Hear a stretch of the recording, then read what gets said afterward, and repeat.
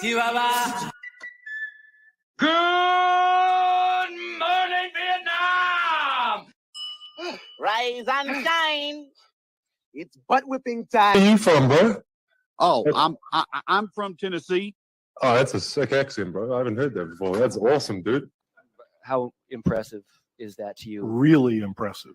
And they run through our ass like shit through a tin horn, man, and we could not stop them. What? Bro, what are you talking about? I don't think nobody even worried about that type of stuff. Well, I'm talking to you the way I want to talk to you.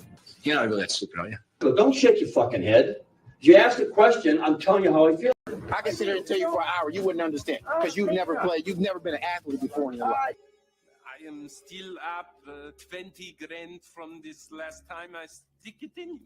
More proud of yourself. I don't agree with that. So, just go ahead on your soliloquy, but I just don't agree with that. Oh, hell, Ricky, I was high when I said that. Because we have a tendency to think that way around here. You're such fucking dopes. If you're here, you come up, take the mic, make all your statements. There's a seat here and there's a seat. That's about as PG rated as I can say it. Second place of all of college football. You need to think of it that way. You need to think of it that way. Is this live? What's going on, y'all? Welcome back to Game On, another episode of Crick's Corner. I am your host, Cricket, from sportspicks.locals.com, and joining me is my buddy Chase, the Wolf of Oaklawn. How you doing, sir?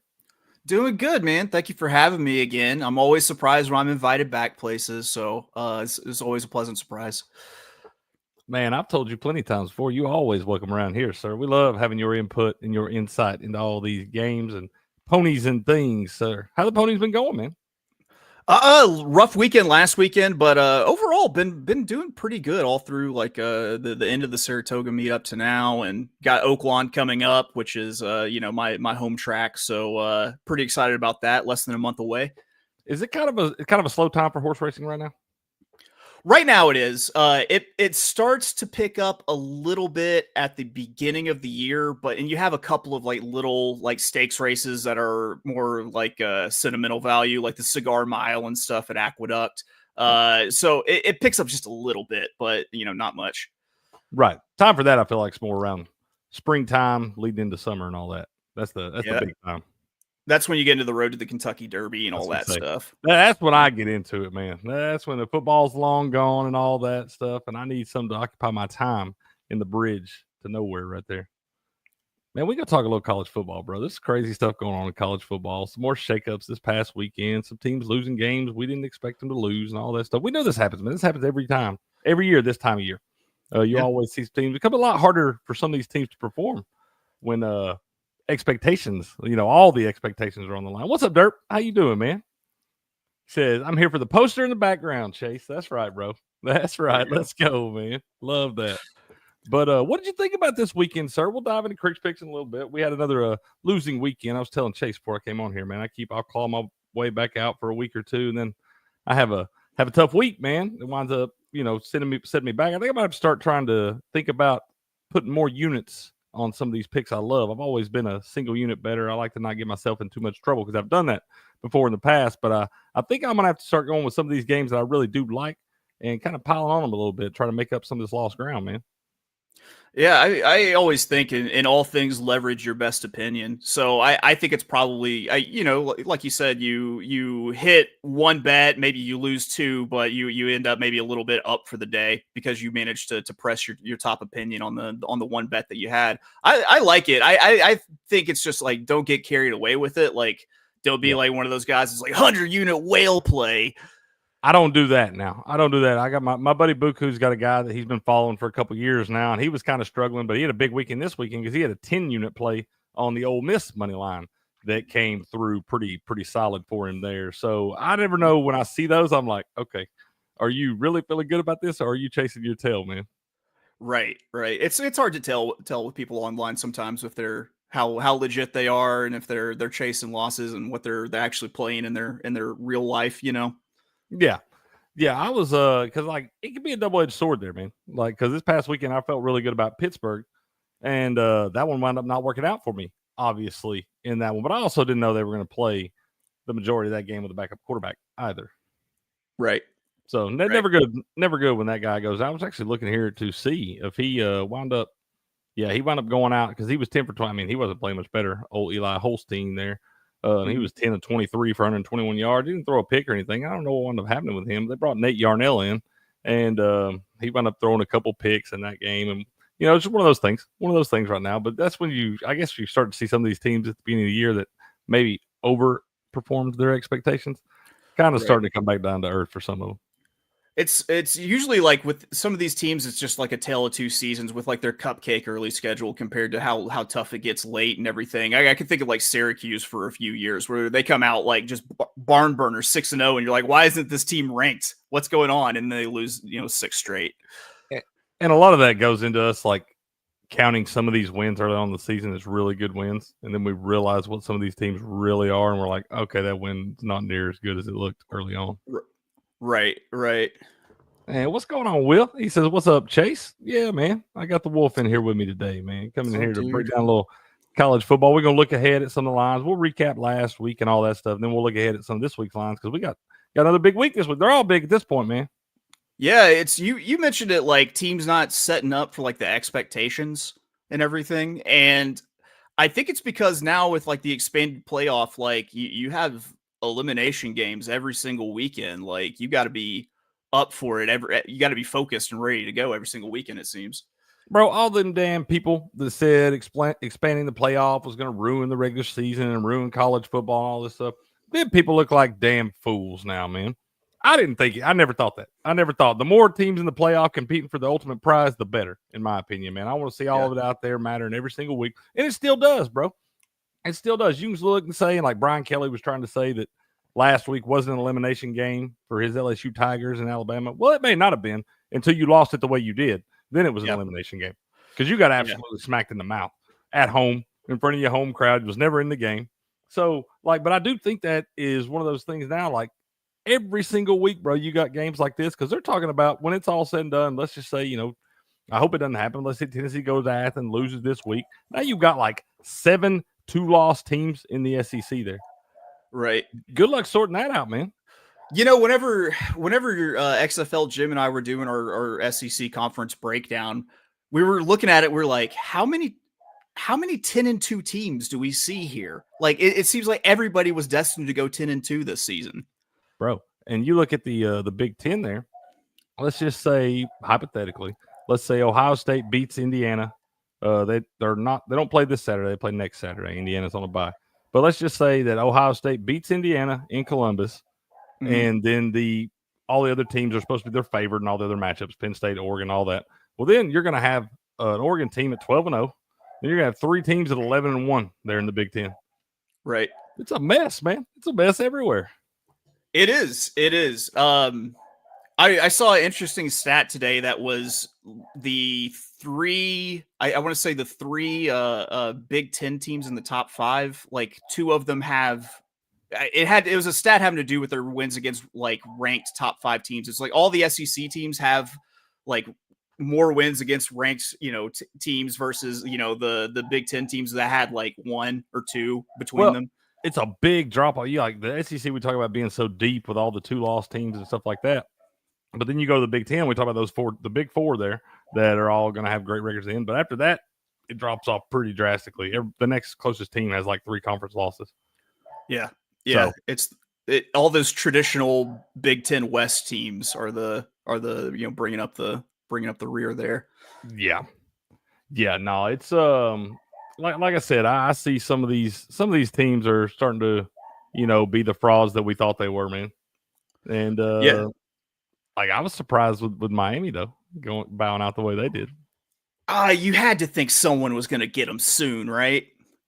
I thought so, man. I thought they'd already dropped one. They probably should have. They probably should have at this point, I mean, you look at that Virginia Tech game; they kind of gave them that one. Yeah, that's true. That's true. I mean, Cal blows a damn near 4-touchdown lead. Yeah, someone was due to get him, and I mean that Georgia Tech team is pretty plucky. Of course, we talk about how wins don't look as near as good now at this point. Like, think of how good that Florida State win for Georgia Tech looked at the very beginning of the season versus how it looks now. Oh my God, Those wins don't even count anymore. They shouldn't even give them that. Okay, Derp, you heard that too, man. I was tripping. That's what I lost my whole train of thought there for saying. I thought I heard a dog barking. I'm not. I was losing my damn mind, man. That's my beagle, Rosie. Oh, okay. No, that's cool. I just thought I was losing my damn mind when I heard that, man. What's up, Pissant? How you doing? Derp thinks you got the. He says you get the Beard Heisman, man. Thank you. That's Thank right, you. bro. That's right. And Pissant says at least this time it wasn't taking a knee for my. Yeah, they blew that game last year because they should have taken a knee. We got in here and ranted about Mario Cristobal and all that shit then. But I'll be honest, I think Miami's going to drop another game, man. They could. I think Clemson's going to drop another game. I think SMU. I mean, you could end up with a bunch of 10-2 teams in the ACC too. I hope SMU wins that damn conference. That'd be great. I hope they win that damn conference real bad. I'm rooting for the Mustangs so hard, bro. I'd like to see it. I wanted to look at their record, man, and see because they're right there. I don't think they have a real tough schedule the rest of the way to get to the championship game. I'm not sure. I can't remember what their schedule looks like. I do think that there's something awesome about the program that invented NIL just taking off. It's legal NIL started. Yeah, bro. Yeah. The Pony Excess. Yeah, man. One of my favorite 30 for 30s all time. Yeah, man. They got Boston College. That's what I was trying to do here. I was trying to find, they were on a bye last week. But yeah, they got Boston College at home this week where they're 16.5 point favorites or something. Then they go to Virginia, which could be a tricky game. That sounds weird, man. But after Virginia went and beat Pitt last week, I don't know. I just feel like I always look for these teams at the end of the year to lose one of those games we never expect them to, Right. That's usually the one that sneaks up and gets them. Right. That last game when they've got so much to look forward to. I remember Iowa State was like the classic team to just jump up out of nowhere and get people for a span there. Did you know that after Indiana won their 10th game this week, it's the first time Indiana has ever won 10 games in a football season. There are now only 2 power conference teams that don't have 10 wins in the season anymore. Do you know who they are? Oh, I don't. Like I said, I'll give you a hint. You just named one of them, man. Iowa State and Vanderbilt. That makes sense. I can see. Only 2 power conference schools to not ever have a 10-win season. That's rough, bro. I'd be willing to take a future bet that Vanderbilt never has a 10-win season as long as they're in the SEC. Bro, they beat Auburn and Alabama the same year this year, and they're not going to get there. So, yeah. It's like, I don't know if that's ever happening again. Right. So, but then, like I said, you got SMU goes to Virginia the Thanksgiving week there, and then you got at home against Cal to close it out. So, they should be heavily favored in all those games the rest of the way. They should be, but don't count out the Calgorithm in the last game there. Yeah, at least they get them at home. Right. Yeah, at least they get them at home because that would definitely the Calgorithm. I like that. I did see a lot about that, man. That's a pretty cool story. Dude, they're funny. They're real funny on Twitter, man. They are funny. You don't think Notre Dame should be in the top 12, Derp? I don't know. It's hard to get past that damn loss to Northern Illinois on that. We'll look at all that here in a few minutes. I'm going to pull up the scores from last week, and we'll break down. Crick's picks, like I said, we didn't do great in Crick's picks, but we're going to talk about all these games anyway. I went up 5-8 against the spread, minus 3.45 units. We were 1-2 on the money line, minus 0.36 units. And we lost our damn teaser. Chase, I can't win a teaser to save my life, bro. I haven't won one since like the Clinton administration. I'm so anti-teaser. I'm so like I don't even think of it. Like I don't tease. Hate them too, bro. But they're so damn fun. You really ain't supposed to tease college ball anyway, but they're so damn fun. And it does feel good. Usually the ones I hit are not the ones I sit and think about. It's like the middle of the day, right before the 3:30 games or something. And I just wind up throwing a crazy one together where I'm adding like Bowling Green and Eastern Michigan. No, I don't do Eastern Michigan. That's Steps' team, man. We leave them alone. But yeah, the UABs and stuff of the world, those are the ones I hit, man. Right. But if I try to tease all them big games, I had one, about a month ago or something. I lost all 4 legs of the teaser. They ought to at least give you your money back if you do that. Yeah, man. Yeah, there should be a consolation payout like the guy who gets last in fantasy. Yeah, bro, that's hard to do. Lose all 4 legs of the teaser. I'm just saying. Yeah. But we were down 4.81 units last week. I'm still 1 game above 500 on the year, though, man. We were 56, 55, and 2 against the spread on the year, but we are down several units. We'll have all that typed up for y'all in Crick's picks on Wednesday when I get those out again. And I don't know if you want them. They probably want them just to fade them at this point, Chase. You're still doing a service at that point. I'm a man of the people, bro. I give them what they want. There you go.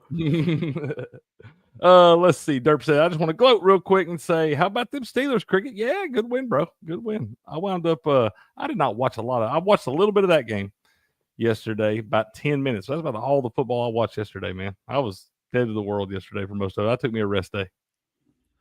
I managed to get home just in time for like the NFL kickoff. So I watched like the early game, and then I ended up watching like the late game, and then just kind of tracked the results on my phone for the rest of it. That late game wound up being pretty interesting, man. Pretty good. Overcome 5 picks. How often does that happen? Not very often. Will was talking about it. I think the last time that happened was something like 2011 or something like that. Was the last time that somebody did that. Tony Romo did it in 2007. He couldn't remember who the other person was. But Right. yeah, no, it was a pretty crazy game there, dude. But I'm so sick of it. There was that blatant pass interference that went uncalled at the end of the game. And I'm so tired of these damn primetime games coming down to either a missed call or just a botched call. I mean, these refs it's garbage, dude. It's almost comical at this point, man. Yeah, it just seems like they have to get involved at some point, make themselves give their stamp on the game. I'm telling you, man, I'm a believer in that all these damn refs got their own Twitter pages and their followers and everything too. And these fools like to get up there on the camera and get the extra clicks, bro. I'm There we serious, go. man. I think there's something to it, dude. They got a brand. They got a brand. to They protect. do. They got a brand, bro. And most of their brands are shit because they all suck at their real jobs. Right. It's awful, dude. It's awful. I'm so tired of seeing that. But NFL refs are a story for another day, man. We can talk about them for hours. But let's get over here. We're going to pull some scores up from last week and talk about some of these games, man. I want to get your opinion on some of them. I got to watch quite a bit of these on Saturday. That's my thing, man. I'll spend all day watching college football on Saturday. And hell, by the time I get to the NFL, shit, I'm ready to just chill for a little bit, you know? Right. All right, let's look at I nap through more NFL than I probably watch. Hey, that's the thing. I can't close my eyes on college football Saturday. I get me some good nap time in during the NFL Sunday, man. Yeah, man. Yeah. It's like, well, hell, they give you all the damn commercials and all that stuff. NFL's hard to watch sometimes, dude. Yeah. And I think some of those announcers are hot garbage. Oh, yeah. Have you ever tried to watch the game day on like the NFL Network? Like, have you ever tried to watch kind of their version of the red zone or whatever, where they jump around different games? Have you ever tried to watch that? Yeah, when they have people like, I don't know, like Maurice Jones-Drew and stuff like that, and they're just like, it's not good. It's Some not of good it in the is slightest. awful, bro. And I'm like, you wonder why nobody wants to watch this. Like, it's Right. terrible, dude. Some of it, I mean, it's really hard to watch. Like, I want to be able to, like, because you got to pay for your red zone and your NFL Sunday ticket and all that stuff. And I just don't watch enough of it to have to pay for that, man. I really don't. I wouldn't get my money's worth out of it. And so I don't buy that. So, like, you just go with the NFL Network, and it's just, I see why people pay for the red zone now. I really do.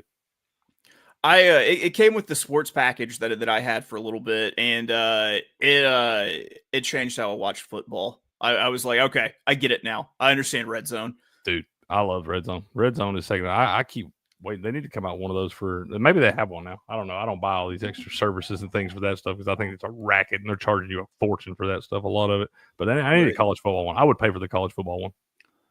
Yeah.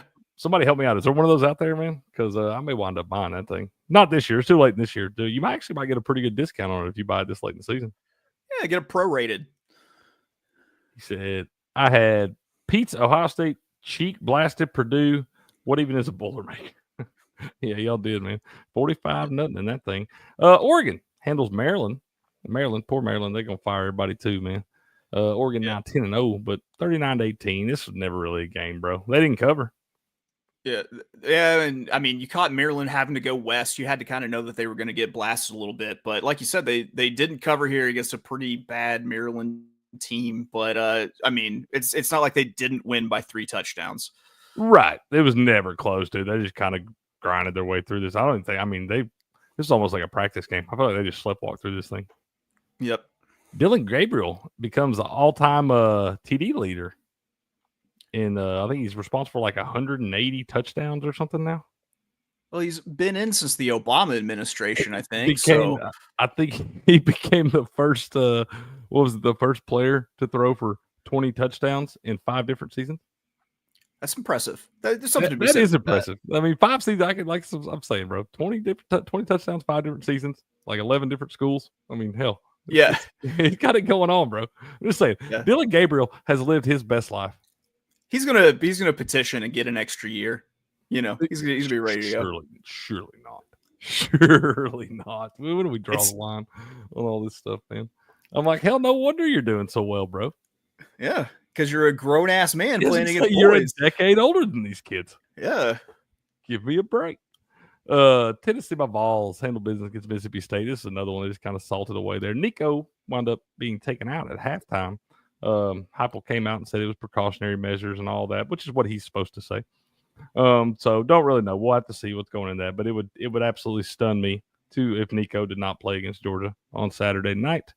Gaston Moore came in, played well, did what he had to do, man. Like I said, I never really was too worried in this one, which felt pretty good because most Tennessee games I have to get my heart rate up and I have to get a little pissed off or something and grind it out there. They didn't make me really do that in this one. So I was happy to see that. We did not cover. I didn't think we were going to cover. I told y'all, you got the look ahead factor and everything else with this one. But we did hold our 8th straight SEC opponent under 20 points. So yeah, there's a little streak there going into Saturday. Derp says, Dylan, get ready to learn Chinese once your NFL career doesn't take off. That may be true, sir. That may be true. The big accomplishment for Tennessee here is 20 points in the first half. Not coming out flat in the first half is big. Bro, I'll tell you the thing I was most excited about. Our kicker made 4 field goals after he had been really struggling. He had made like 1 out of his last 6, and he buried 4 on Saturday. The 3 were shorter. I think 38, 32, something like that, shorter ones. I just want to see the confidence get back. But he did bang out a 51-yarder right before halftime. Whew, that's always nice to see in college. Yeah, career long, bro. Felt yeah, good about man. it. I have a theory that there are only like 8 good place kickers walking the earth at any given time. I'm not so sure you're wrong, bro. Yeah. Even the greats, man, have rough weekends. Yeah, dude. They're at any given time, they're 8 and they're spread out across the planet like Megatron. You know, a couple in Australia, couple in Ireland. That's probably true, man. Yeah, like 3 of them are playing rugby. Yeah, totally. Yeah. That's fair, dude. That's fair. No, I was glad to see that kid get some confidence back because we might need him come Saturday. And I needed him to see some go through. Yeah. Good. Always good juju having a perfect day kicking the ball. Absolutely.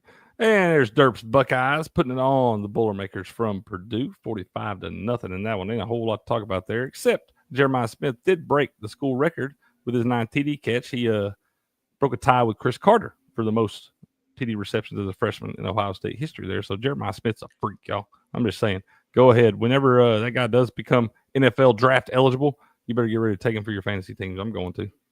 Yeah, Pretty impressive what the weapons that Ohio State has, and the fact that they just kind of did what they were supposed to do. I always like to say, just don't do it. Stay away. Yeah, just don't. No kidding, bro. That's not a very good football team. But once again, at Purdue, I know they'll probably fire people and all that stuff. I don't know. That's a team like that. I feel like if they fire anybody and they're going to hire somebody, I mean, what do you expect the guy to do? You can only get so many recruits in there. It's hard to get into Purdue, bro. Yeah. It's big time engineering school. It's like Georgia Tech. Like it's tough. It's hard. That's what I'm saying. We talk about it all the time. People don't understand how impressive it is for schools like Vanderbilt and Purdue and Georgia Tech and all those schools to be able to beat any of these schools, because a lot of those kids, just a lot of recruits you can't even look at because they can't get into your school. Yeah. It's like all the smart kids that would qualify all just go to Notre Dame anyway. A lot of them really do. Yeah. Ole Miss thumped Georgia, bro. Thumped them. Carson Beck. I was telling you, my boy Buku was telling me the other day that Carson Beck's dating one of these Cavender twins, the twins from Miami. Social media, TikTok sensations, all this stuff. They're pretty good basketball players too, but that's not what they're known for. And he's dating one of them young ladies, and I think that's what's going on with this man, bro. Dude, my mind would not be on football the majority of time. He's driving Lambos and getting tattoo sleeves and everything else, but he can't complete a pass to his own team, bro. I know it had to drive Georgia fans absolutely crazy whenever they kept showing him on the sideline and he was just smiling ear to ear, and they're getting beat. Like, they're done at that point. It'd drive me nuts, bro. But that man ain't got nothing to be mad about. Yeah, life's great. Life's great if you're Carson Beck. I mean, I don't know. That's what I was telling you before. I was like, I hate that guy has been playing so bad the last 3-4 weeks leading up to this Tennessee game, because I am so afraid that he is going to come out and have the best game of his life on Saturday.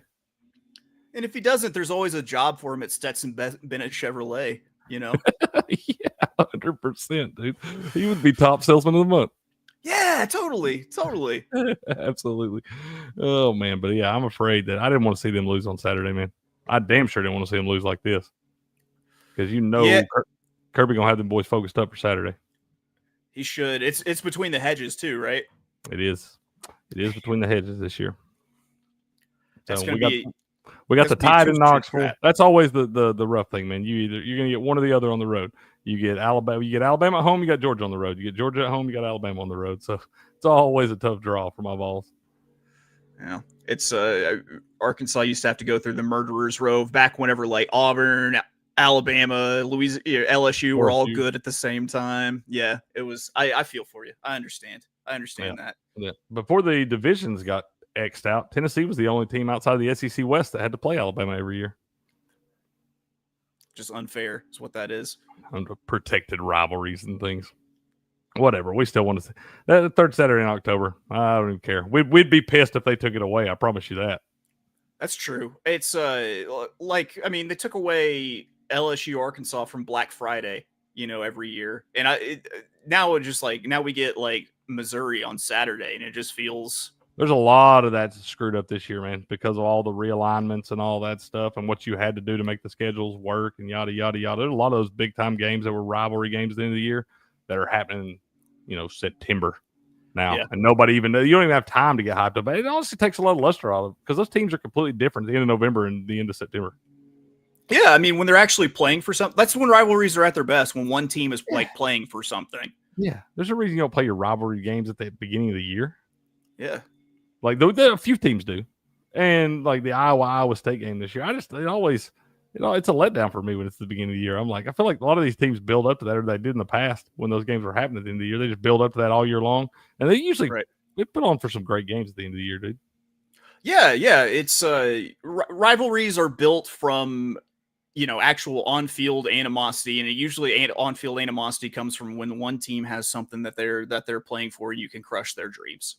Absolutely, man. Spoilers as fun as anything. Yeah, man. I like there is one we're getting back this year that I'm excited about at the end of the year, and that's Texas A&M. Ooh, nice. I'm excited about getting that back. Here's Miami, man. Georgia Tech goes into Georgia Tech and gets handed their first loss of the season. And I feel like they're going to drop. I mean, I didn't like the strength of schedule anyway with this Miami team. I thought they should have been beat a couple different times like we talked about. And I haven't been sold on them just yet at all. It's not so much the offense. The offense can obviously put up points. They didn't right here. Cam Ward got sacked at the end and fumbled. These things happen. The offense has been able to put up points all year long. I think they are the number one scoring offense in college football. The defense sucks. Yeah. They ain't been able to stop nobody, man. They haven't been able to stop anybody, and I think that they're just, for a while, have been the luckiest team in football. And it was only a matter of time until someone definitely got them. And it makes sense that it's Georgia Tech, because I think Georgia Tech is a plucky little team. Haynes King is a decent little quarterback.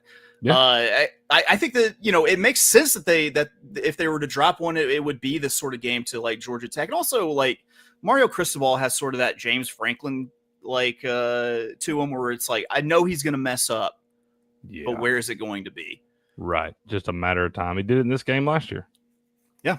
He can't beat Georgia Tech, man. I saw a great video, or a great photo of a Georgia Tech fan giving a Miami fan in the stadium just double birds, just right in his face. Mario Cristobal been talking a lot of shit this year too. Yeah, that's what he does. That's why I usually like those coaches that like throw the jabs and stuff like that. But him, I just think he's such a dipshit. I ain't never really been a big fan of him, man. Yeah, not even back when he was at Oregon. It seems like his problem at Oregon has followed him to Miami. The whole like, I'm gonna mess up one game. Like that's my thing, bro. I just wait for it, dude. That's like, he's obviously a pretty good football coach and, can recruit and all that stuff, but there's just always at least one game a year where he single-handedly screws it up. I'm not saying he did that in this one. He did that in this one last year. Yeah. But, I mean, you see it every single time. And, like, if he gets put into crunch time and has to make that big call, that butthole puckers up, man. He usually makes the wrong call. Yeah, I think they might have used up all the good luck, and I'm with you. I think they could drop another game in the regular season, and because the ball's not going to bounce their way again at some point. Maybe not. They got Wake and Syracuse left. Wake and Syracuse, yeah, but they should be able to get into that ACC title game. And I'm telling you, I don't think it matters who they play in that damn thing. I think SMU or Clemson probably wallops them. Look out for Syracuse in that finale. That's what I'm saying. That could be a tough game, man. That's what it's going to be after. Is that after Thanksgiving? When is Thanksgiving this year? I'm not sure. I have to look at a calendar. But I think that either way, that's the last game of the season. Conference championship will be the next weekend, first weekend of December. And I'm just saying, that's not going to be just a given. That trip to Syracuse is not going to be a given. Right. Texas walloped Florida, but I knew they were going to. Uncle Bob was on Florida in this one. I knew they were down to the third string quarterback, Aiden Warner there. No shade at the kid, but the Yale transfer at that point in time, there was a reason you were third string in the beginning. Yeah. And, you already seen Graham Mertz go down. You seen DJ Lagway go down. They actually had him in this game in a backup role. They said like an emergency backup role, but I watched the man get carted off the week before against Georgia with a hamstring injury, and you ain't telling me that 7 days later he's going to be ready to go in any capacity. I don't care what the emergency is.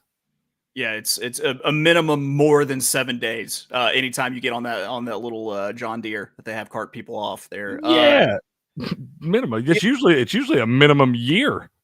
Yeah, and I mean Quinn Ewers just kind of cooked in this game. I think he threw for 5 touchdowns here, and they're getting through what feels like their little bit of their little hiccups from earlier in the season where they didn't look particularly great for a couple games. And I think that they might be the top contender to win the SEC at this point. They look pretty good, man. Like I said, they got that big game with Texas A&M coming up at the end of the season. There, yeah, Quinn Ewers had a good game. 19-27, 333 yards, 5 touchdowns, no picks. Arch even got in there for a little bit. Jared Gibson, 16 carries, 100 yards and a tutty. Jaden Blue, 5 carries, 60 yards. That's the thing, man. They got these running backs. These running backs are averaging, 5+ yards a carry. A lot of them. Some of them close to 10+ yards a carry. Right. So offensive line moving people around. Florida's got a lot of injuries and stuff like that. So down to your third string quarterback, you only expect so much. They're actually only small dogs, I think, getting 4.5 points at home against LSU this week. I'm thinking about piling on LSU.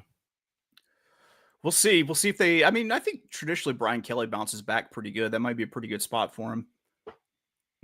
Like I said, even if Lagway's able to go, I mean, he'll still just be 2 weeks removed from what looked to be a pretty significant hamstring injury. Right. And we know that those things are finicky anyway. True. I don't care how young and how good a shape you're in, man. It's hard to make the muscles heal like that. Mm-hmm. Penn State walloped Washington in this thing. Washington continues to travel bad in the Big Ten. They play well at home. They travel bad.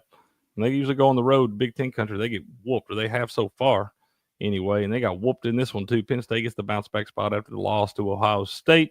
And they are obviously still very much in the mix. I think Penn State's going to wind up in the playoff, probably in one of the best spots. They're going to get to host a first-round game. They're not going to have to play a championship game.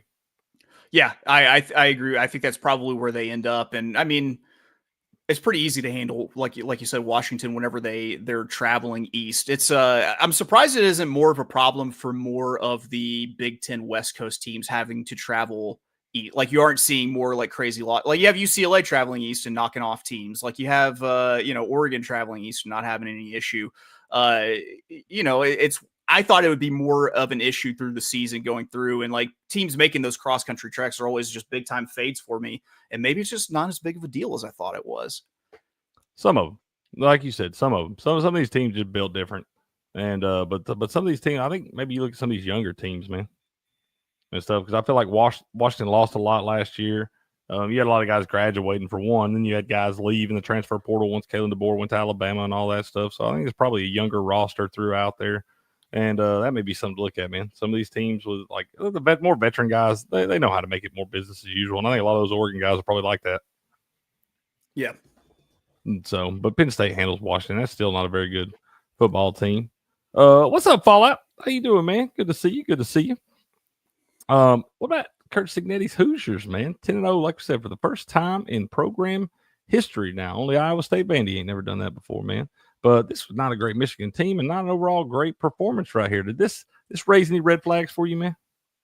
I think that this was just kind of like a traditional, like if you're Indiana, like you still have like big brothers in the Big Ten. You know what I mean? And I feel like playing against Michigan, like no matter how bad they might be this year, like they were still playing big brother a little bit. And so like I wouldn't have been surprised if Michigan had jumped up and beat them. But I thought it could be a close game, and it turned out to be just because, like, you know, I think it's going to be the same thing whenever they play, you know, like Ohio State. Like, I think the game will be a whole lot, you know, it'll be closer, either that or Ohio State will run away with it because they're, you know, big brother just thumping on Indiana. That's where I'm kind of looking at, man. That's I'm thinking about next weekend, not this coming Saturday, but next Saturday, man, up in Columbus. That's what I'm looking at, because I'm like, what I think this Ohio State team is going to do to this Michigan team, it ain't going to be nothing close to what we saw from Indiana on Saturday. And I'm like, you got to go play them in the shoe too. And I love the Indiana story, man. I love Kurt Signetti, and I want to believe that they are the real deal. They also have like the 103rd ranked strength of schedule. True. And, you know, you look at these teams right here, Michigan, who's Michigan got left? Michigan damn near. They got a cupcake. I know they got Ohio State and Northwestern. So they'll probably get bowl eligible. They probably will beat Northwestern, but I don't think they have a chance at Ohio State that last game of the year. So that's a 6-6 team, man. You look at a lot of the rest of that schedule for Indiana, it's not been great either, man. Yeah, but at least they're doing what if they're supposed to be that much superior to the teams that they're playing, at least they're winning them with margin. You know, you got to win your clunkers too. Yep, that's true, man. You just got, all you do is beat the teams in front of you, and you obviously win's a win, especially in this college football world we live in now, where obviously anybody can beat anybody on any given day. You just got to win and move on. Yep. Especially in a game in the season, preseason, you were probably expected to be 2 touchdown dogs in. Yeah, at this point, I would have said there, if not more. Yeah. Yeah, it was something crazy. It was crazy drastic. So I think they were like 17-point favorites, and it flipped all the way to like them being 2 touchdowns, or they were 17-point dogs in the preseason, and then they were like 14.5-point favorites when it closed. It's crazy. That's a 31-point difference, bro. That's the crazy world of college football. This one was a lot closer than I expected, but I should have put more into the whole holy war factor. That's what they call this one. Big rivalry in state and all that stuff. I should have thought more about that, but I took BYU minus the 3 in this one. Obviously, they got the last second win, but there was some controversy in this one. Did you see any of this one, man? I got to see a little bit of the beginning, and then of course, like all the replays of the controversial call afterwards and the fallout from it. And I'm going to be honest, like, I don't think it was that bad of a call. Like, not bad enough for like what happened on this one. I wound up not saying. Buku was telling me a little bit about it yesterday, but I'm still not completely filled in on this call. I think Utah gets the sack on, I want to say 4th down, and BYU gets bailed out by a holding call where it's just a DB alone on the perimeter with the wide receiver. You can see it like he's got his hands like all the way like extended, holding on to like the shoulder pads and the shoulder, and kind of turns them a little bit and like takes them. It was holding though. Buku told me the same thing you're telling me right here. He said, "Man, it was defensive holding." Like everybody, he said the same thing. He said, "I don't really think it was that bad of a call. Everybody wants to whine and cry about it." He was like, "You know, you got the AD coming out, and he got fined $40K for throwing the officials under the bus and all that, and Whittingham saying they got it stole from him and all this." But Buku told me, he said, "Man, it was defensive holding." He said, "It was grabbed the dude." I've seen way worse, not get called or get called, and it's like, man, like with that holding call, like I understand those are the calls that are the most like subjective and everything, but like it took a step past like just someone getting jammed at the line of scrimmage. Like you had hands on him, and I got to say that's probably the AD is probably the worst $40,000 he's ever spent after he saw a few more replays of that. That's what I'm saying. Some of these guys get on here and talk to this press and all this stuff in the heat of the moment right after. And I got a feeling a lot of them, after they go back and watch some of this tape and have time to really think about it, I bet they've said a lot of different things than they do, right? Because like I said, $40K, bro, that's a lick. Yeah, man, that's almost an Escalade, man. That's what I'm saying, bro. You could have been riding to the game nice next week. So, but Utah or BYU does escape over Utah right there. They do win the Holy War. They moved to 9-0 for just the 5th time in program history there. Notre Dame wallop Florida State like we told y'all they was going to do, man. We told you they're going to get up for this one. Yeah, and this one was so bad that it got offensive coordinators, defensive coordinators, nutrition experts. Coaches, they got everybody coaches, fired. Everybody gone, man. They called Mike Norvell and he said, okay, look, bro, you can either go fire everybody and we'll give you one more shot at this thing, or we're going to fire everybody and you don't get one more shot. So that's kind of what I thought. And it's always like when a coach is like definitely on the hot seat, you always see this. It's always like the offensive coordinator is gone. The defensive coordinator is gone. And it's like, okay, like this was the sacrificial lamb for the bad season. And now you get a second crack at it. Well, and a lot of times it's not always the head coach's fault in those spots, man. If you're not calling the plays and, you're there to make the big decision of the timeouts and game management, which I think they've misused some of that shit too this year. So it's not just on the coordinators, but it's also their jobs to call those plays on their respective units. And they've not either one done a good job this year. No. It's just point blank period. I mean, you're 1-9. You were preseason top 10 and you're 1-9.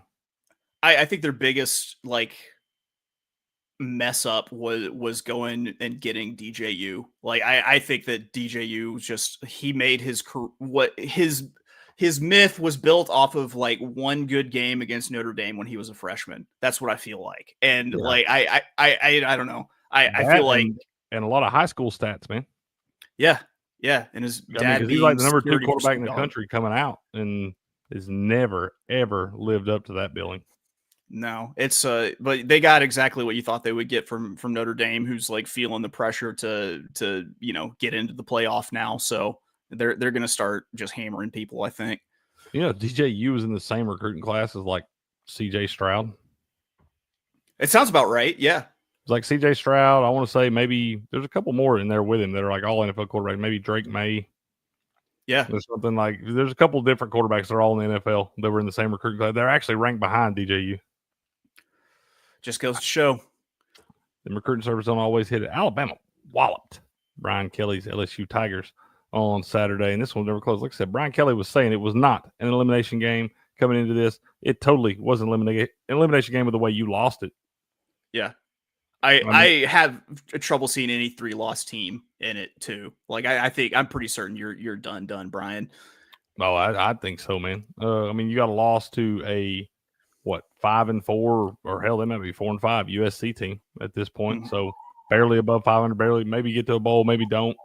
Then you got the loss to you do got the good win over Ole Miss, but you got whooped in that game all over the field too. You got this bad loss. Who's their other loss? Who's LSU's other loss? Let's see. USC, they barely pulled it out against South Carolina. Texas A&M. You got whipped in that one too. Yep. You were up 17-7, couldn't hold the lead. You got whipped in that one. So I think LSU, it's all over but the crying down there, man. And they deserve it. They didn't look good in this game. They got whooped all over the field. I mean, Milroe ran for a gazillion yards and 4 rushing touchdowns. Yeah, that just couldn't stop the run. And when you can't stop the run against Alabama, you're going to be pretty well done. Nussmeier did not look great. Granted, it was a little bit of a sloppy game in terms of like the weather and everything. So, but you got to play through it and actually, you got the weather for both teams. It's whoever's going to handle it better, and Alabama definitely handled it better. I've not been sold on Nussmeier for a while. I mean, he is better than I gave him credit for.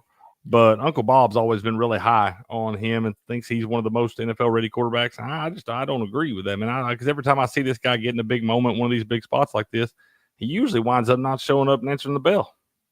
And it's hard to look at him favorably whenever like the people that he's following are Joe Burrow and then Jaden Daniels. That's true, man. That's true. You got some big shoes to fill there. Boise State wound up escaping. Not really escaping. I mean, they were kind of in control of this thing, but they definitely didn't win this game like anybody thought. I thought there was another line that was pretty high there. You got to understand they're going to be big favorites in all these games the rest of the way. And I just they know all they got to do is win and they're in. Yeah, pretty much. If they can just make it through this and make it through a Mountain West championship game, then they pretty well got it. Because I don't see anybody out there with the capacity to leapfrog them. Like Army, maybe if they beat Notre Dame, maybe because then you have an undefeated team with a top 10 win. Yeah, maybe. And Army's gonna, they're gonna have to win the AAC championship and all that too. And they wind up. Bryson Daly comes back last week, and they really wasn't an exciting game by any means, but 14-3 over North Texas there. And I mean, they still got to play Navy too. We got to remember that. Yeah, and that's not an easy feat by any means. Let's see here. Iowa State drops another one. I told y'all be careful on this one too, man. Kansas, I said that line was too small, and that Kansas had one of the best rushing offenses in the Big 12, and Iowa State had one of the worst rushing defenses, man. And it showed. They scored a bunch of points in this thing, but they could not slow Kansas down at all in this game. No, it's a classic case of letting one loss turn into two. Iowa State knew that their playoff chances were probably pretty well toast at that point. So I got to think that it, they pretty much let that weigh on them through this Kansas game. They did, but they really had everything to play for, man, because whoever wins the Big 12 is going to get in. And now with this loss to them, I mean, they don't control their own destiny anymore, but they still kind of control their own destiny if they just won out, because they were going to get to play Kansas State. Colorado now is pretty much they win their next three, which they should be favored in all of those. And Colorado should be meeting up with BYU in the Big 12 championship, winning you're in. That's going to be such a banger of a game if it happens. I would love to see it. I think so too, man.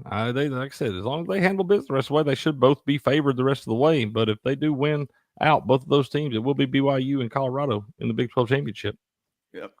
So I'm having to eat a lot of crow, man. I was down on this Colorado team, and I got Will tagging me on Twitter talking about I'm gonna be on freezing cold takes and everything. You're probably right, man. I took this Colorado team on a bet under 5.5 wins for the season, man. They just kind of strung it together at the right time. You got two of the leading candidates for the Heisman Trophy there. It's Shadir Sanders, Travis. I think Travis Hunter is the best player in college football. Now, I've said that all along. Yeah. I've never wavered on that. I've said that guy. I thought that guy was the best player in college football. I think any NFL team that passes on that guy is a bunch of damn fools. Yeah, just the fact that he's going both ways and, making dynamic plays on both sides of the ball. Like, to me, that's way more impressive than, most things that you accomplish in football. Just the amount of snaps that he's on the field is ridiculous. Oh, dude, it's crazy. What's up, baby Dave? How you doing, man? He says Colorado, man. No, I was against this Colorado team early on, bro. I did. I was fading them big time, and I thought they were going to have a tough year again. I didn't think they brought in enough depth on the offensive defensive line, but some of those guys have stepped up and played much better this season too. And they're a team that does control their own destiny at this point, man. Like I said, they win the next three, which they should be favored in all of those. Then they're going to get a shot at BYU, and they beat BYU. They're going to be in the playoff. Yeah, I kind of want to see it, honestly. I like this BYU team too. So I feel like I'm in a no-lose situation because I'd be happy with either team in the playoff. He said, had a fit over the American flag shirt. I'm not sure what you're talking about there, Dave. Is there something I don't know about an American flag shirt, Wolf? I have no idea. I haven't heard anything. I was going to say, I ain't heard nothing on that. But yeah, no, like I said, they're playing well right now. And whoever wins that Big 12 championship game going to get a first-round bye too, man. It's true. It'll make them dangerous. Whoever it is, they'll be dangerous. Pittsburgh, speaking of not dangerous anymore, Pittsburgh drops their second game in a row, too. And like I said, Eli Holstein, I don't know if he got hurt or they just benched him or what in this damn game, but he threw 23 passes, only completed 10 of them for 121 yards or something. He didn't have any picks, no touchdowns. So I don't know if he got benched or got hurt, but Yarnell came in, could not get it done. They came back. They tried to come back in this thing. But Pittsburgh, another one of those that kind of an afterthought at this point, but they've done much better than we thought they were going to do this year anyway.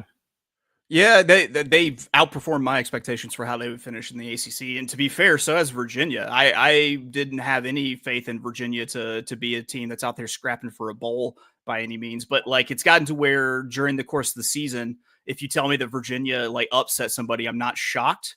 And if you tell me that Virginia got blown out by 50, I'm also not shocked. Dude, for sure. And I feel like I'm kind of a closet Virginia fan. I've been pulled for them pretty hard a couple of years. They've had a lot of tragedy and stuff up there that way. And my Vols played them the first game after all that tragedy and stuff like that. They wound up canceling the last couple games of the season a couple of years ago after they had a couple of players tragically shot and killed and all that. My Vols played them the first game back. We wound up putting it on them pretty good, but I've been kind of quietly pulling for that team ever since, man. It's good to see that team do well. Yeah, I really liked and I really liked Bronco Mendenhall when he was there too. Bro. He's a good coach. But yeah, scrappy bunch. You can get. I think it's a mixed bag with what you get, but they're going to be competitive when you don't expect it. Like I said, man, they'll go down swinging for sure. Yep. They didn't even go down in this one. They got the W right here, and they're right there knocking on bowl eligibility themselves. There's Colorado defeating Texas Tech. Texas Tech actually jumped on them in this thing. Got up 13-0 after the first quarter. Colorado cut it back 13-10 at the half, and then Colorado outscored them 31-14 the second half there to get the win at Texas Tech. Another team that's been kind of peaks and valleys, just up and down. Can't figure it out. Will's Cougs got the cover, the half-point cover here. We told you it'd probably be okay taking Washington State minus the 20.5. Well, they win by 21, 49-28 over Utah State. That over got there too, man. Yeah, Washington State is a team that I still have yet to see play this season. Like I just, for some reason, just never catch Washington State games. But I mean, what they're doing is impressive. I think it's because they're probably on like the CW or something like that. Yeah, bro, and they always play it. You know, it's pretty late for us when they kick off most of the time. Yep. But they are quietly 8-1. And I guess 5-0 in whatever conference you want to consider that out there now. Yeah. The 2-pack. The 2-pack, deuce pack. So they get to play Oregon State in a little bit, who's not, I mean, hell, I think they should win the rest of their games. Will's having a fit, man, because he thinks they should be ranked up there, considered for the playoff. They got at New Mexico. Oh, you better be careful on that one, bro. You better be careful this weekend. But then at Oregon State, and then at home against the Cowboys from Laramie. So they should be favored in all those games, man. Yeah, no, I agree. Speaking of disappointing teams, I thought Wyoming was going to be way better than they are this season, but that should be a cakewalk win for them. It should be, man. It should be. The Cowboys from Wyoming have let us down this year. So We got a buddy that gets pretty high on them, and we used to beat our chest on the Cowboys, man. Though we haven't been able to beat our chest a whole lot this year. No. Clemson got a 10-point win over Virginia Tech. Got the cover here and all that, but this is one I didn't watch a play of, bro. I feel like Clemson's going to get caught again. I think Virginia Tech gave them a competitive team. I think that Clemson was the beneficiary of a soft schedule up until this point, and they kind of wrote it. I mean, look at this. You got outside of Georgia, you've got App State, North Carolina, a really disappointing North Carolina State team, Stanford, FSU, Wake, UVA. First real team you catch is Louisville, and you take the L. Then you play a closer game to Virginia Tech than probably people expect. Now I'd say look out for Pitt, and then look out for South Carolina in the finale. I would, 2 weeks ago, if I would have seen a better performance from Pitt this past weekend, I would say watch out for this Pitt team. But once again, don't know what the status is of Holstein or whatever, or if he does play. I mean, like I said, he wasn't playing that great against a much lesser Virginia team here. Bama Dave said, I didn't get to watch the Georgia game, but apparently their luck ran out. Yeah, they got whooped. Georgia got whooped, man. They did. They got smacked in the mouth. Carson Beck is playing really bad football right now. Got his mind in other places, I believe. But yeah, they did not look good. And they got whipped down there in the rain in Oxford. Georgia doesn't play well down there. They got beat the last time they were down there in 2016 too. Yeah, that's right. It's I think it's slowly becoming a tough place to play down in Oxford. I don't think it used to be, but I think it is now. Man, all these SEC stadiums on the road, they all fit damn near 100,000 people in them. Everybody gets in there drunk, screaming, acting a fool. It's all tough, man. Yeah, that's true. When you can't hear yourself calling the plays and things, it's going to be tough. That's rough for everybody involved. Let's see. Finish this off down here. Missouri somehow found a way to beat Oklahoma. Oklahoma's finding new ways to lose games this year too. Yeah, I kind of wonder if Brent Venables ends up on the hot seat a little bit after this season. We'll see. You get bailed out, I think, by a bunch of injuries. That's what he's got going for him. But outside of that, do you think Oklahoma expected this sort of drop off whenever they hired Brent Venables as their head coach? I mean, he was one of the hottest names in every coaching search until he got this job. He was, man. And, I can't really. They have had a lot of injuries. They've been absolutely decimated throughout that entire roster with injuries in a lot of different key positions all year long. I mean, they didn't come into the season healthy. They never really got healthy. They had to play a bunch of tough games early on. They played Tennessee. They played some tough games early on where they couldn't get guys. So they got a lot of guys hurt in that Tennessee game. And then, the rigors of an SEC schedules, man. It continues to beat on you each week. Let's talk about Vanderbilt. Their coach was talking about a little bit last week. Diego Pavia. I love the quarterback at Vandy, Diego Pavia. But he's been banged up some, man, because he's not used to playing this week in and week out either. Yeah. Oh, man. Did you see Eli Drinkowitz after this game? Oh, my God. I heard he kind of lobbied for Missouri. Yeah, he said we're still in the playoff chase. That's right, I said it. We're in the playoff chase. No, you're not. Keep whatever you got to tell yourself, bro. Whatever, man. You got 2 blowout losses. I mean, really, but let's see what those losses are. They're really bad. And then you got hammered by Texas A&M. Yeah, you got beat 41-10 at A&M. You got beat 34-0 at Alabama. Like I said, you escape in an OT win over Vandy. You got the win at Boston College, which is not any good anymore. Auburn 21-17, that's not a good win. And Oklahoma 30-23, that's not a good win. Those are not good wins, man. You're not in the playoff race, sir. You can tell everybody, you can sit and say it doesn't matter. You're going to lose another one anyway. So, He's just an annoying little nerd to me. That's kind of what I think of Eli Drinkowitz. Missouri's just, like I said, we said all along that we didn't think they were a very good football team. And they've been exposed a couple times. And if they play anybody worth anything, they'll be exposed again. Yeah. They better hope they don't get the playoff because they'll set the record for the worst playoff loss, and it might stand for the next 2 decades. I think if they don't get Brady Cook healthy, like we see what happened to Florida State whenever they lost their quarterback last year. They didn't end up in the playoff. If you think that a 2-loss Missouri team without their starting quarterback, was it Drew Pine, is meant for this, then I strongly disagree. Well, like I said, they got to go. Well, they're about to lose at South Carolina, and then they got at Mississippi State. They might lose 2 of those next 3. They get your Hogs at home, but they can lose that game too. But I think they're nearly 2 touchdown dogs at South Carolina this week.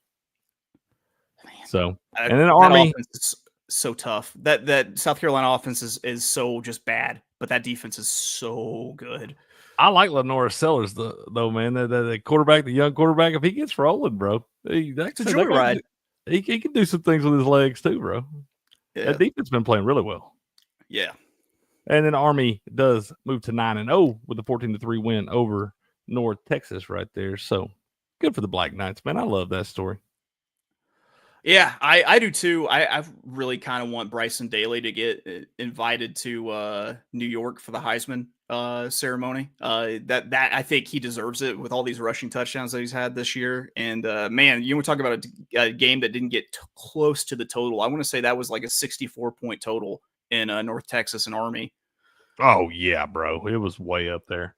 What's up, Nevada? How you doing, man? Who's your dark horse to slide into the 12-team playoffs? Well, let's look at these rankings right here. We've got the AP Top 25, and the college football playoff rankings will be released, the second installment released tomorrow night. So we'll know more about that. But in the AP, we've got Oregon remains the unanimous number 1, receiving all 62 first place votes. Ohio State up 1 spot to number 2 there. Texas is up 2 spots to number 3. Penn State up 2 to number 4. And Indiana leapfrogs my Vols, moves up 3 spots to number 5. Tennessee is at 6, up 1 spot. BYU 7.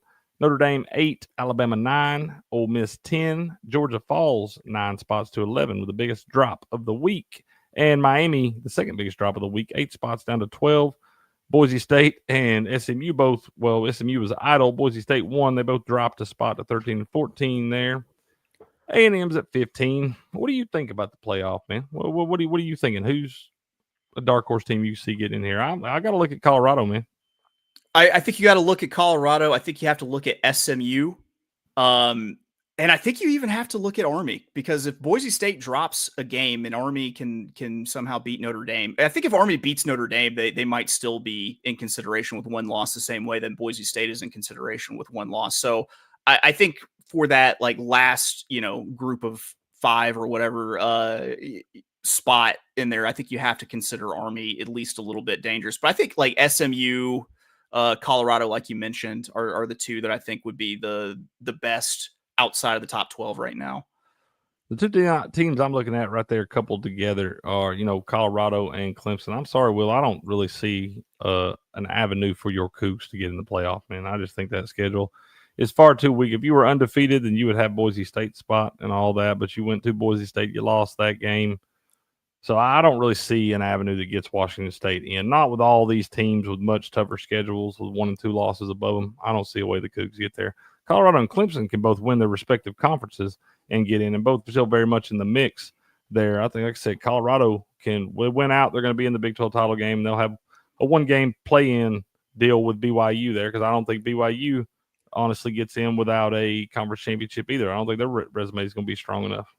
Right. I mean, they're number 7 just by the grace of being undefeated right now. And you can tell it's like they didn't even really want to rank them that high, but you're undefeated at this point. They have to. And, BYU, a lot of strength of their record is on that win at SMU early in the year. That's SMU's only loss, 3-point loss to BYU. But if SMU winds up dropping one down the stretch here, then, that loss obviously, or that win obviously shrivels up some too. So, yep. You look at Indiana there. It's going to be interesting, man. It's going to be really interesting because, like I said, if they lose at Ohio State and then Ohio State, Penn State, and Oregon, which will be heavily favored in the other games, if they win all those, you're going to have a 12-0 Oregon team and 3-11-1 teams from the Big Ten. So they're all going to have a reason to be in that thing. And then you look there, you're going to have a lot of if Tennessee goes down and loses at Georgia, God forbid. But if we do, and we are dogs in that game, more than a touchdown dog at that. So if we go down and lose that game, you're going to have like 7 teams with 2 losses in the SEC. You got Notre Dame sitting there with 1 loss, but it's a really bad loss if you're Notre Dame. That Northern Illinois loss is a really bad loss. It's not like that this Northern Illinois team is in the mix and being talked about for the Group 5 playoff spot. That's like a 4 or 5 loss team. Yeah. They've just gotten shredded in the MAC, just completely. The comedian Bruce, the big dude. Yeah, that's who I always think of when I see NIU's coach. I always call him Bruce. I like that. But yeah, man. So you've got some teams here that definitely still have chances, but I think it's the reason they have chances is because they have to. They got a chance to win their conference and get in. I don't see anybody that really wants to just outside of BYU. I know they tried to throw it away this last weekend and get an undermanned Utah team. We talk about how bad they are offensively without Cam Rising. And just how bad they've been in general this year. So, I mean, that wasn't a great win down there. You got it done. You did what you had to do, but they're also feel like they're hanging on by a thread. Yeah, just kind of borrowed time. And they might be a little bit of like the Miami thing of like they're just a couple bad bounces away. I mean, hell, they're one legitimate holding call away from being, 8-1. Yeah. So, like I said, I think the team that I would best pick dark Clemson. I really don't know. I was pretty high on that Clemson team to the middle of the season, but they did not show me a lot against Louisville at home there. So it gave me a little cause for pause on Clemson. But the team that I'm going to have to I've about faced for a while now in Colorado and said, but I think they're playing as good a football as anybody in the Big 12 right now.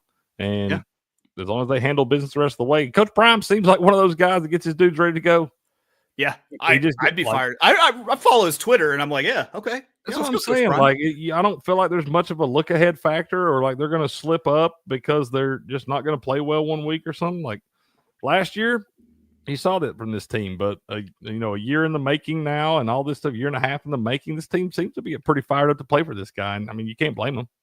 Yeah, and they're only going to get better because he's good at working the portal apparently, because he pretty much just hot swapped his team out this season for a whole new team. So I mean, he holds on to some of those pieces. He pulls some new, Now if he's not the Dallas Cowboys head coach by next year. No, and it does also though hinge on the health of Shadur Sanders and Travis Hunter. I think you lose either one of those guys, and it's a bad deal. So, I mean, as long as both those guys can stay healthy, Colorado is very much in the mix and probably go. I mean, if they get in, they're going to get a first round bye. So they'll have time to get everybody healthy and all that stuff. So let's get over here and look at some of these lines for this week and see if we can't. Y'all know how I feel about Tuesday and Wednesday college football. I don't bet on those. You got any of those you like in those early games, Chase? Oh, let's see. Maybe Central Michigan against Toledo, the plus 14.5. I like Buffalo, but I always like taking them as dogs. I'm not a big fan of them as favorites. Yeah, man, that Ball State team has been a scrappy bunch this year too, bro. Yep. And so is Buffalo. Buffalo they're one of those teams that kind of comes out and wins games they're not supposed to, maybe loses games that they should be more competitive in. Probably a fun game to watch. Probably some crazy shit that goes on the end of that one. Just Maction. Unfiltered Maction. Unfiltered Maction. Love that. You got Wednesday tomorrow night. You got Kent State at Miami of Ohio. Miami of Ohio minus 30. Kent State's terrible, bro. It's Kent State. Akron is another one. There's some bad teams in the MAC, but it's I still love watching all the action I can get. You just can't trust any of these teams. Like all these lines, I feel like are so sketchy right there. Like Northern Illinois gonna win that damn game by 2 touchdowns. Miami of Ohio will probably win that one by 4 touchdowns, and you'll have Ohio kick a last 30 seconds left, they'll kick a field goal to get up by 10 or whatever and just stretch the game out. You said Steps likes that Eastern Michigan team, right? He tries to, man. That's his darling. So he wanted to bet him so bad. He thought it was a good spot when they're playing Miami of Ohio at home. They were getting like 2.5 at home. He was all about it, and I was like, bro, don't do that. I told him not to do it and everything. So I've never rooted for Miami, Ohio so hard in my life. They beat them 38-14. And so I've just been giving Step shit about him ever since. That's his Eastern Michigan Eagles, man.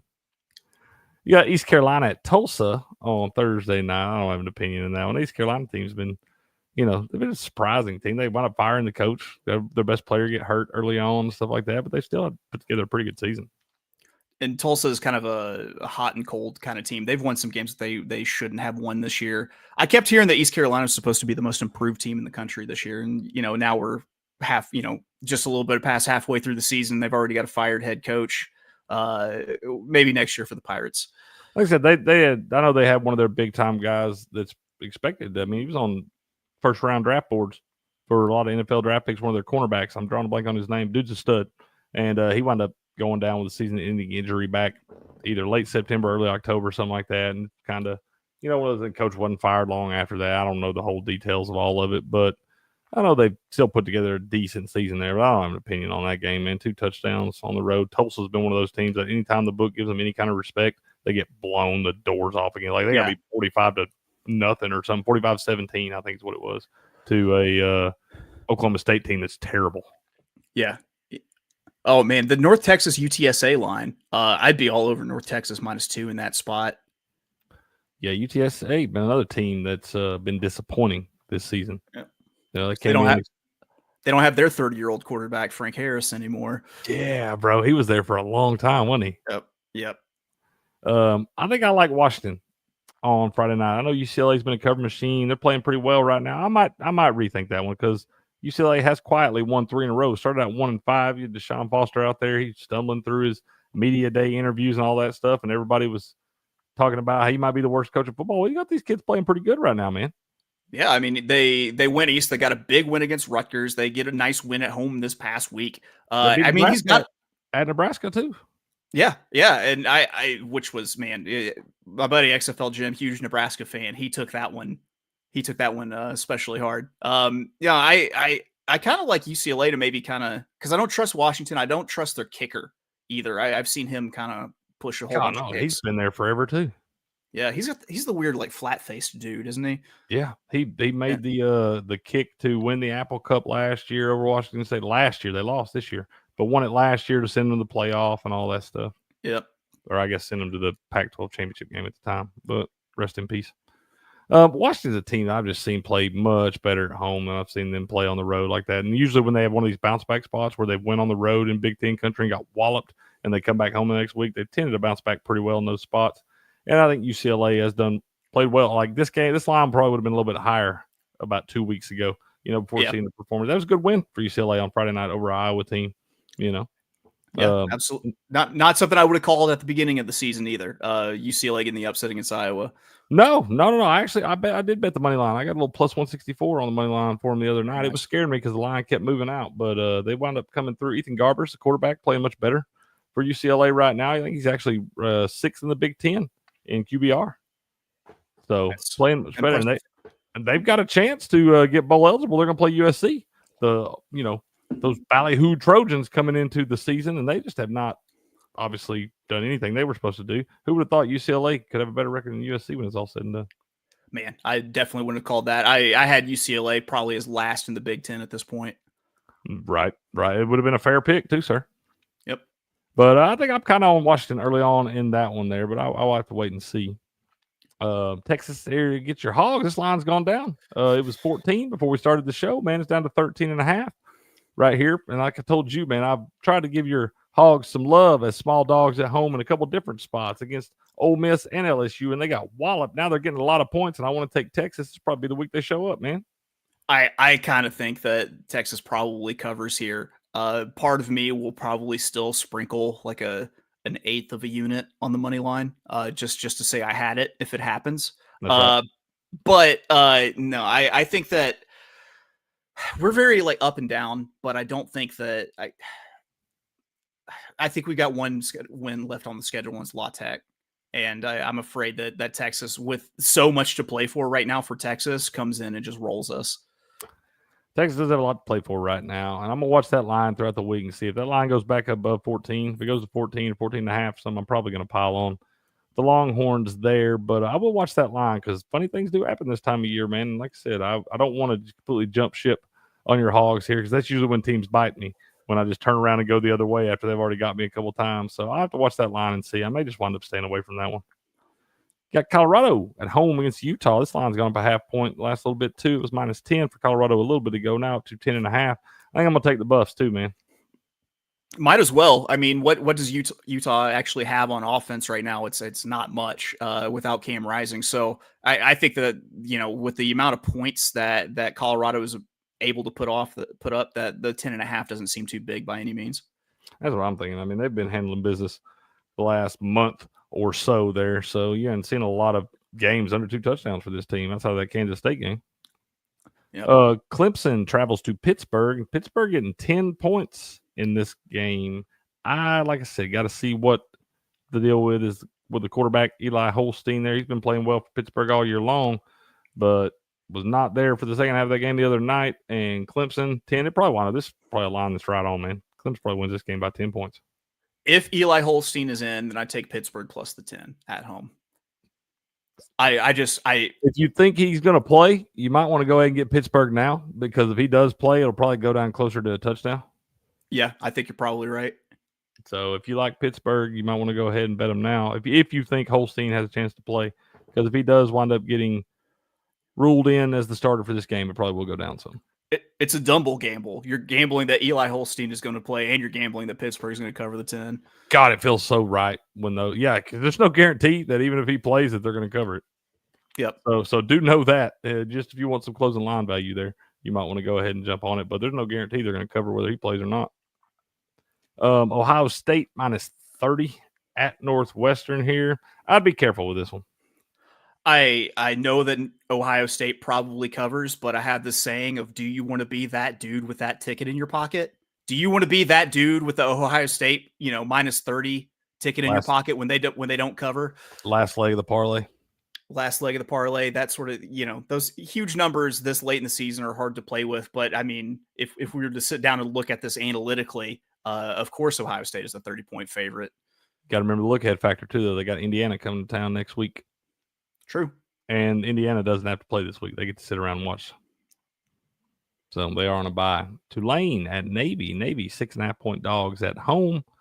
I think I like Tulane, bro. I think they keep kind of disrespecting this team on the books against a lot of these conference foes and whatnot. And outside of those losses to Oklahoma, I think it might be their only 2 losses, Oklahoma and Kansas State. Both games they were in. I think they keep disrespecting Tulane. About any time you can get them a conference game under a touchdown, I think you're supposed to take the green wave. Tulane isn't just beating people, like they're whooping asses. They are putting it on people. I think Navy's always they're like Army in the terms of that they're always going to be competitive in these games because they're so hard to prepare for. So I kind of like Navy there, but I probably stay away from this game because I feel like that's probably more of my heart than my head. Yeah. I think Tulane's probably the play in that one. The Green Wave playing some good football right now, man. Does their logo look like a Squidbilly to you? Kind of. Yeah, yep, that's I can see that. I call them the fighting Squidbillies. That's fair, man. It definitely does kind of look like a Squidbilly. I know what you're talking about. If y'all don't know what a Squidbilly is, Google it. Is this y'all's normal live time? Bama Dave, we have a morning show. My buddy Will and I do every single morning here on the Game On channel at 7:30 a.m. Eastern time, Monday through Friday. On Saturdays, we go live Saturday and Sundays at 8 a.m. And then I do Crick's Corner on Monday and Friday at 1 p.m. And Steps and I have a show on Tuesdays and Thursdays at 5 p.m. Eastern time. So we always live over here, man. Just give us a follow and smash that like button. Get notifications turned on, man. You'll see us anytime. We're here all the time, brother. Auburn giving 24 to Louisiana Monroe. Feels like too many points, bro. Give me ULM, dude. Give me these Warhawks. I think so, bro. I can't count on Auburn to beat anybody by 4 touchdowns. What I might do is bet the Louisiana Monroe money line. I don't think that's a bad idea at all. Just saying. We've seen them 10 drop to 1 these. right now. Yeah, go for it. We've seen them drop these, bro. That'd be gross. Looking down through here, Sparty travels to the Fighting Illini. Illinois -3 in this game, man. I'm thinking about taking Spartans in this one too. I don't feel very confident in old Brett Bielema. And I don't know enough about Michigan State to be able to be that confident in it. So this is probably a layoff for me. Yeah, Michigan State's still a young squad. Headed the right direction, though. Syracuse at Cal there. That's a weird one. I ain't touching that damn game. I'm such a Syracuse fanboy. I want them to be bad or to be good so bad. Just I need it. I love the Carrier Dome. I love everything. I love those candy orange helmets. I love Syracuse. That's fair, bro. I can't hate too bad on Syracuse, man. They covered my teaser for me last week, so that's about all they've done for me this year. Yeah. LSU and Florida, this line's gone down a half point. I don't know why. What's going on? I was thinking about loving LSU at -4.5. Now it's down to -4. I don't know why we think Florida. I mean, like once again, even if DJ Lagway can play, he's 2 weeks removed from what was supposed to be a significant hamstring injury that had to have him carted off the field against Georgia. How mobile can this guy be against the LSU team that just got smacked in the mouth and embarrassed at home by Alabama? I mean, you got to think you'd have a little chip on your shoulder going down to the Swamp. I mean, this is a rivalry game they play every single year, too. You don't want to go get embarrassed by the Gators. No, you don't. And it's like you said, it's a rivalry game, too. And I always like to kind of take the dog in the rivalry games, but I think LSU is I mean, if they really think that they've got a playoff chance, they're going to be forced to bounce back in a big way against Florida. I kind of figured this would be at least a touchdown spread, but you got to figure that probably home field advantage at Florida counts for about a field goal or so. Yeah, you would think. Swamp's a pretty rowdy place.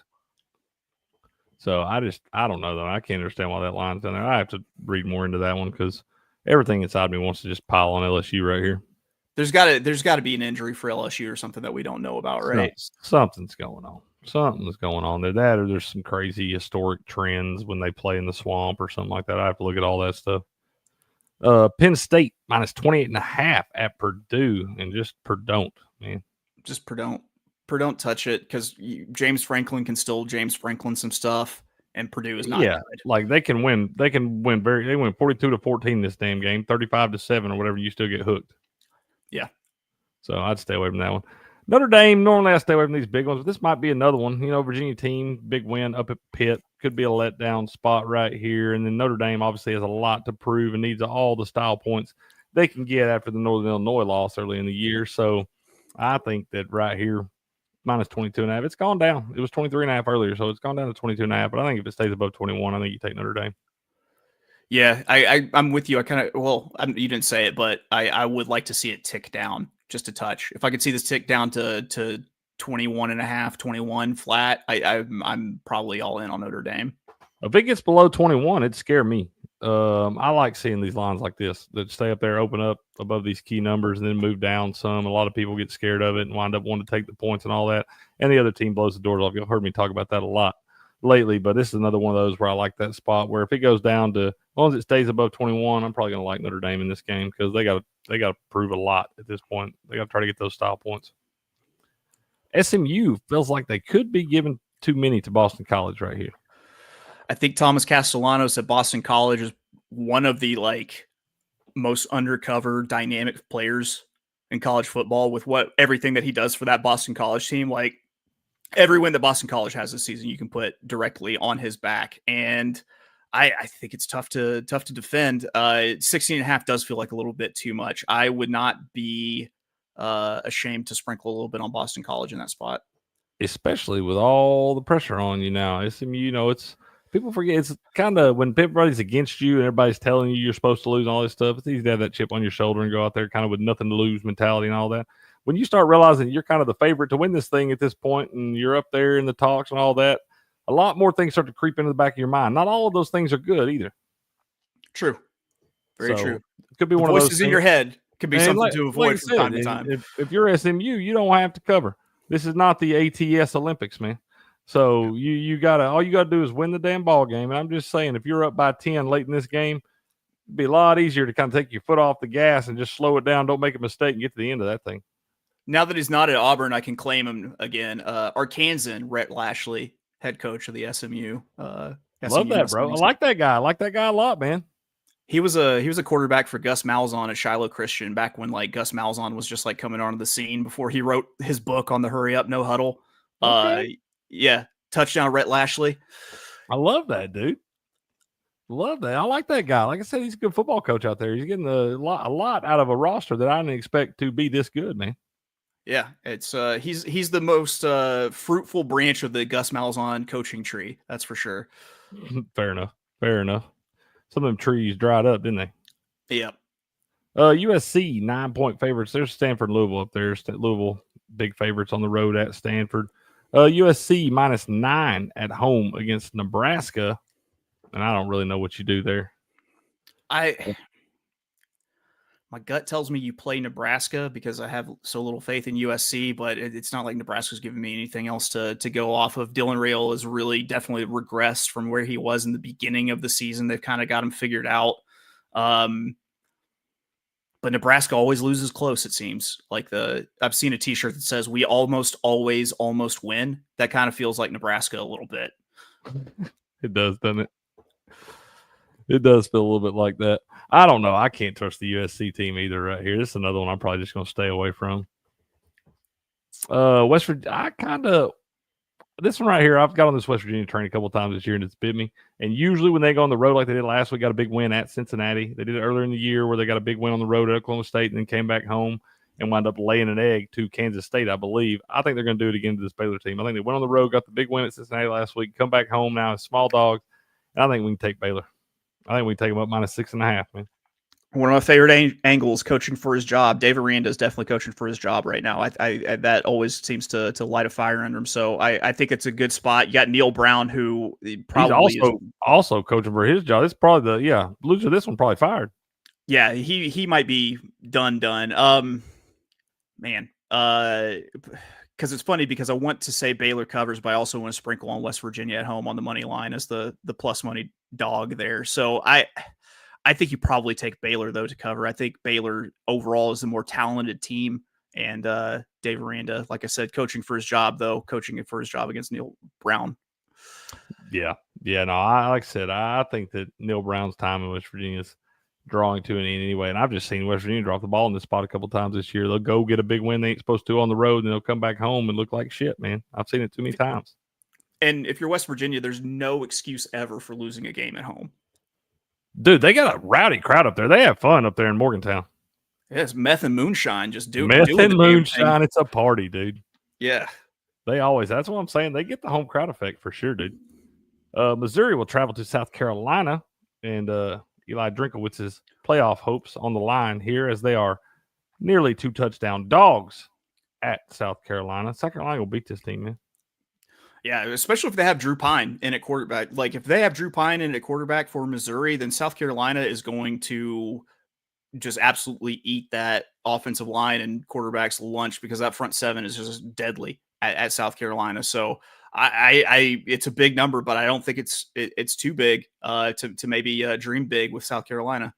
I think so too, man. I think South Carolina playing good football right now. Then we got San Jose State at Boise State. I'm thinking about this is Will's granny's alma mater, the San Jose State Spartans, man. We call it the granny effect. I think I'm going to take the granny effect this week plus 13.5 with San Jose State. Love that play. I think San Jose State is a sneakily good team. I would maybe look at the under in this game just because of how much Boise State runs the ball, but San Jose State can spray it around the field. Like, they're a good spread out offense. I like them there to cover, especially because these games just keep getting more and more consequential for Boise State. And these are the kind of spots that trip up and get you. That's what I'm saying, man. I'm thinking about I might be on San Jose State money line in this thing. Just because we see it every year, bro. I feel like the committee and all the people with the TV rights and all that stuff, they all want Boise State in the playoff because everybody wants Ashton Genty on a big stage. Yeah. Yeah. They want him playing against the big conferences and everything. And yeah, it's they're definitely the committee's darlings, because if they weren't the committee's darlings, then we'd be talking about Army having that playoff spot. I'm saying Boise State got to handle business the rest of the way. Obviously, big favorites in this one again, but this is one you better strap up to come play in this weekend, man. Because I'm telling you, San Jose State has been a surprising team all year long. Kansas State, big favorites at home over Arizona State, -9 for Kansas State here. I'm thinking that's too many points, man. I think it is too, because it's an Arizona State team that seems to keep pulling games out of nowhere and, just jumping up and beating people. And I think that they keep this game close. I wanted to check and see if, was it Scatabo is injured or not? Because he's been kind of in and out. If he's in, then I think it's go ahead with Arizona State. Yeah, I like that guy too. Hey, appreciate you, Bama Dave, man. Come back and see us in here. He says, thank you to all the veterans out there. I got to fly. Try to catch you guys live often. Good talks and info. Well, appreciate you, sir. Come back and see us, man. And absolutely, sir. Today is Veterans Day. And shout out to all the veterans out there who have made all those sacrifices and allow us to be able to do the things that we love like this each and every day. Wolf, shout out to the veterans, man. Yes, I second that. Definitely shout out to the veterans. Tell a veteran thank you today. 100%, man. Let them know you appreciate their service, man, because you couldn't do what you do without those folks. I promise you. Tennessee goes down to Georgia between the hedges, and my Vols are 8.5-point dogs in this one. That surprised me, man. This is what this look-ahead line was last week. It was at 8.5, and even after the results of last weekend, which Tennessee didn't have to do anything really in that Mississippi State game, just grinded out to the end. Didn't even play the second. Nico didn't play the second half. Georgia goes down and gets whooped at Ole Miss. The line didn't move at all, man. My gut tells me that you go ahead and you take the 8.5 with Tennessee. I think they keep it close here. I think that you have offensive line problems, and you got a front four or front seven for Tennessee that can really take advantage of that. I don't think that they're as skilled on the perimeter as they used to be. I think that the Heupel offense is dynamic enough that they can maybe out scheme Georgia a little bit. So I think you're fire away at the plus 8.5. I feel like this is the identical line from 2 years ago when we had Hendon Hooker and that crazy offense, all that stuff. Our defense was nowhere near what our defense is now. But this is the identical line. We were going down there. It was the year we were number 1 in the AP. They were number 2, but they were number 1 in CFP. We were number 2, yada, yada, yada. They whipped us. They whipped us in that game, man. It wasn't really close. But like I said before, this defense on this team is much different right here. Has held all 8 SEC opponents so far to less than 20 points. And you look at the struggles from Carson Beck, what we've seen out of that guy lately, man, they should be able to get a lot of pressure on that guy. Now, granted, I've told y'all before, too, it scares me because he might play the best game of his life this week. But he's going to have to do it under a lot of pressure and against a solid secondary in Tennessee. We got depth all throughout that defensive roster, man. And this time, I do kind of feel like 8.5 may be too many just because I don't know how many points you're getting in this game. I mean, I like the under. I do like the under 48.5 because Georgia just hasn't been putting out the same kind of output with Carson Beck turning it over as much. And also fumbles became a problem for Carson Beck too. Like it wasn't just, I understand it was wet and everything, but it seemed like every time he got touched, he was dropping the ball. I would probably dabble on the under. I think we might be in lockstep here with the plus 8.5 and under 48.5. Yeah, I think that you probably tease both of those. Oregon at Wisconsin.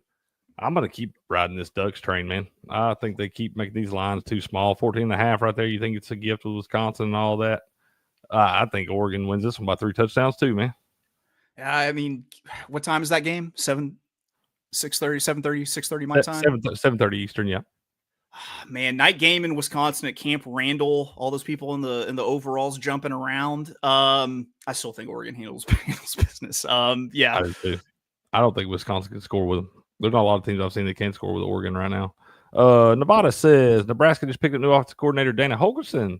The USC line -9 might be a bit much. Could be, man. Could be, depending on how long. I like old Dana Holgorsen. He was up in, he's at West Virginia, and then didn't he go to, he went somewhere else for a little bit. Did he go to Houston, maybe? He was at Houston. He was just let go at Houston for them to hire Willie Fritz. And, he's like an offensive analyst for Nebraska now. He's always looked like a bigger McCracken from the movie Kingpin to me quite a bit. He does, man. I like that. That's a good analogy, bro. I like him because he just smacks of like a used car salesman. Like, if he's not calling plays, he's got this sweet Toyota Tercel. He can put you in today. Absolutely. Yeah, we'll see. I didn't realize they hired him as offensive coordinator. But yeah, I like the Ducks this weekend, man. I think they can keep cruising. Cincinnati at Iowa State right there. That feels like it could be too big. Too many points for Cincinnati. Iowa State not playing great football right now, man. They're not, but don't you think that they got like a net crack game coming up pretty soon if they are as talented as they're supposed to be? And Cincinnati got beat at home last week too by that West Virginia team we was just talking about. Yeah. I don't know what to make of Cincinnati. I probably would be on the Iowa State -8.5 there, just because I think they get it right. Yeah, I may wind up just leaving that one alone altogether. North Carolina -11 at home against Wake Forest. Don't really have an opinion. Just bet the over in that one. I hate Wake Forest because they do that slow mesh. Is the most ridiculous thing that I've ever seen in my life, where they're like walking like hand in hand. I was watching that damn game the other day, and I was like, why do they look like they're in slow motion, bro? That was a terrible football game to watch. It's like they walk like 5 yards downfield, and then they make the decision as to who to hand it off to. Like It's weird, dude. It doesn't look like it's fooling any damn body. No. I think North Carolina easily covers against Wake Forest. I like the over in that one. I ain't been a big fan of Dave Clawson. He's used to be coordinator at Tennessee back in the day, and I wasn't a big fan of him there. I don't think he's that great a coach. I mean, I guess Wake Forest, once again, another one of those schools you can only do so much with because it's so tough to get into that school. But at the same time, like I said, I watched some of that game the other day, and I was like, geez, this is awful. Bet the over in this one. Washington State and New Mexico. They're going to score 1 million. They might break 100 in that one. Washington State's going to be motivated to absolutely put it on New Mexico because they're undefeated and not getting the respect in the coaches poll or in the playoff contention. So I think that Washington State puts up a ton of points and they cover, the 13 pretty easily against New Mexico. Yeah, they should, man. They should. They got another one that's got to get all the style points they can. But yeah, I'm going to be on the over in that one. They're going to score 1 million. You got BYU at home against Kansas. A Kansas team that just upset Iowa State there has played better last 2-3 weeks. Started off real bad this year, but a team that made a lot of mistakes early on, man. They're really kind of shooting themselves in the foot. A lot of turnovers. And you got Jalen Daniels, the quarterback for Kansas here, and he has played a little bit better football in recent weeks. Does BYU got any reason to be concerned here, man? I don't think so. I think that this is a huge letdown spot for Kansas after that Iowa State win. And BYU seems pretty focused, and they're coming off of that scare against Utah. So I think that they kind of right the ship here, and they put it on Kansas. Not to say that this Kansas team can't jump up and get people, but I think that just BYU at this point just kind of looks like a well-oiled machine, and I think they get past Kansas in the bounce back spot. It's always tough going into Provo, too. Having to go up in elevation and all that stuff, too, man. It's always a tough spot to have to go play. Yep. So I think it might be on the Cougs there, too, man. You might want to try to snag that one now. That line might go out some. The sound of like 70,000 people not cussing at you. Right. Absolutely. Well, man, I appreciate you coming in here and doing this with me again today, sir. We gave him a little recap and a look ahead to next week. We got a few things we like early on. We'll do this again on Friday. You're welcome to join me for that if you don't have anything going on, sir. I mean, I just might have time for it, so we will see. Will you let me know? Well, tell the folks where they can find you and get all these picks and things, man. Yeah, sure. You can always find me being abrasive on X or Twitter @OfOaklawn. I do a horse racing podcast for the Sports Gambling Podcast Network, the Notorious OTB. You can follow the show @Notorious_OTB, let you know when we have new podcast episodes out, usually 3 times a week. So check it out. Absolutely, man. You can find me on X @Cricket1414. Cricket is spelled with 2 T's. Or you can find me over at sportspicks.locals.com, where we got the great Robert Barnes making the official picks. He's been laid up for the last week or so with some back issues and all that stuff, man, but he's getting better. He wants to let y'all know that he appreciates all the well wishes and prayers and things, but he'll be back up on his feet here in a day or two, so y'all be on the lookout. Shout out to the locker room over here hanging out with us today, man. We got Nevada in here. Bama Dave came through. You had Fallout. Derp came in to see us. Piss Ant will stop by for a minute, so appreciate each and every one of y'all hanging out in the locker room, man. Do us a favor. Smash that like button. Give us a follow on your way out. We'll be back bright and early in the morning for your Sports Morning Espresso Shot at 7:30 a.m. Eastern Time, 4:30 a.m. Pacific. You and your beautiful family stay safe out there this evening, and good luck in all your wagers. And until next time, good luck, good gambling, and game on.